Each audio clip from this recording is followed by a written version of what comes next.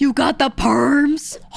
I'm bumping our DMs so I don't forget. Okay. Huzzah! I've been waiting for you guys to get perms. I'm so glad. We should set one up. Haka, ask if any of the stars want to play. Any of them at all. I'm down. I could drag anyone else in, but since you guys just got perms, I'll let you guys all pile in first if you want. What do y'all mean by repo perms? In their company, they have to get permissions to stream certain games because they are under a Japanese company. And the way Japanese copyright law works, a lot of streamers have to go through this, but you basically have to get like specific permissions to stream games so that you are not breaking Japanese copyright law. So even though they're like Western streamers or they're speaking English and they're streaming to a Western audience or whatever, because they're under a company that's based out of there, they still have to follow, you know, certain rule sets and things. So when they want to stream a game, they have to get perms. So if a game comes out and I'm like, oh, and I go to my friends in Hollow Stars and I'm like, hey, do you guys want to play this thing with me? They'll usually be like, yeah, I got to get perms first though. So they have to like just work that out. And usually it just involves someone like directly contacting a company or game publisher and being like, hey, can we stream this? Can we have written consent that it's okay for this thing or, you know, whatever. And then they get those perms and then we can play it. Sometimes it's for a limited time too. Sometimes they're like, yes, here's, you can play this for the next 6 months. Here's the time period, stuff like that. It's brutal.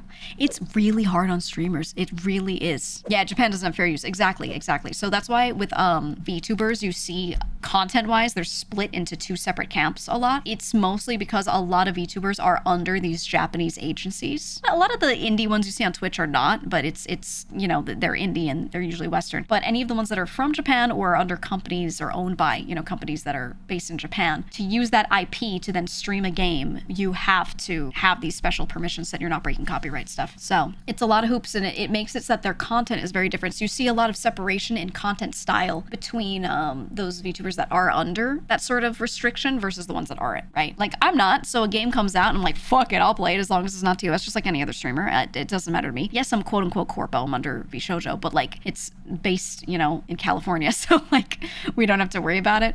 But yeah, it does make it hard to sometimes do collabs with friends that I want to collab with, but I just wait for them. I'm like, hey, tell me when you get perms, you know? I don't get why it takes so long though. Isn't it just an email with sure? I don't always know. Sometimes it is for some companies, sometimes it isn't. Sometimes they need a special form. It's just hoops to go through. And even if it's easy, even if you're like, hey, I just need you to respond to this email saying this, those companies are not used to those requests, so they'll just take forever to get back to you, to be honest. It's very annoying. Japanese law is just so different. They can get a little difficult to deal with. You don't want your channel to get nuked over something like that. So that's why Nintendo are going after a lot of stuff. Yeah, I mean, Nintendo's a Japanese company. A lot of games that are made over there, they really, really, really care about it because they're used to this type of copyright law. So when people are streaming their games, they get a little, you know, they get a little upsetty spaghetti, right? That's just how it is, man. Atlas used to be insanely bad about it. I've done a couple sponsorships where I played a game that Atlas published, and they have really specific, so most game sponsorships, they're like, just play the game. They give you, you know, some talking points like, I want to make sure, you know, the multiplayer is mentioned and this new mode is mentioned and things like that they want to make sure you're advertising. So you just get a list of talking points and you just make sure you bring those up, and that's it. There are other games like Assassin's Creed Shadows I did, and they were like, hey, can you just watch the beginning cinematics before the sponsored stream, because we don't want every sponsored stream to be like 35 minutes of cinematics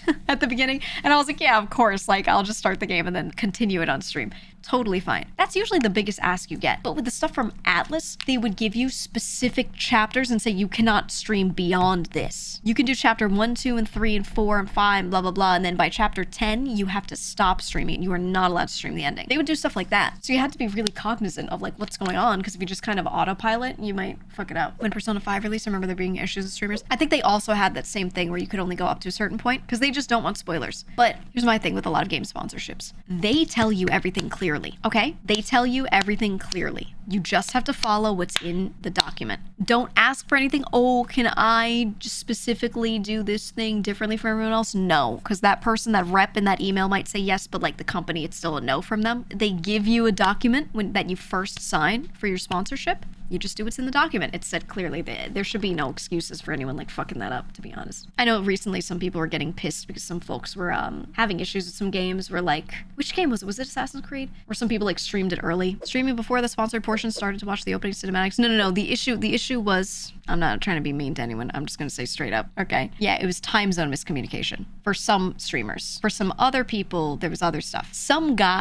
individual guy, a rep, up saying, oh, that time is okay in an email, that is not the fault of the company or the streamer or anything. It is that one guy's fault. And that's why you have to just follow the initial time they give you and the initial thing they give you, because you have to remember that when you deal with these companies, one representative, that guy who does like some streamer communications, stuff like that, those people up a lot, to be honest. You know, they get a document from a higher up on what they want all of the marketing to look like that they then hand out to the streamers. When you ask them questions about those documents, half the time they get it wrong. You can't trust it. So it's just something to note when you deal with sponsorships and stuff. Like, some of these reps will be really good depending on the company, some of them will really not. And some of them are great, but they just make a mistake, right? Like, this guy could have been a great representative and then he mixed up AM and PM. Whoops. Oh, I thought you said AM. Oh, I thought you said PM, you know? Like, that sucks, but you know, stuff like that happens. But also, that's just like a word of advice. Just never ask to just like be the only guy with a special allowance.